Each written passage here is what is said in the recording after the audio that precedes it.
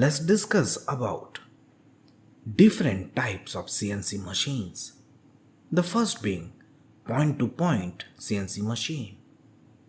These types of CNC machines are based on motion. They are also known as continuous path CNC machines. In this system, the tool and workpiece are held at a particular location, while the tool does the operation like drilling, for instance.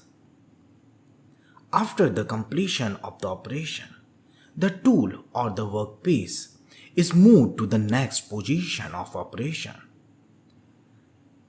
The cycle is repeated until all the operations are completed. In this system, the feed rate and the speed of cutting tool or workpiece has no effect on machining process, unlike traditional machining methods. The dimensional information to be given to the machine are a series of positions of the slides of the tool or workpiece. So basically, a starting point and the next point is required for the process.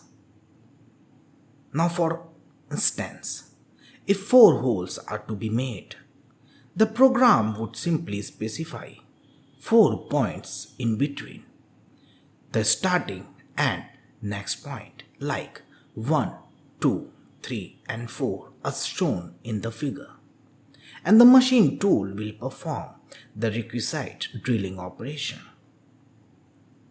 The servo system moves the slides to the position and no slide movements occurs until the cutter has retracted back.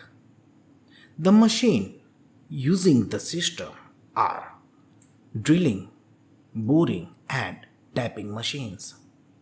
In this system, while the cutting operation is in progress, the slides of tool or workpiece move continuously to generate angular surfaces, 2D curves or 3D contours.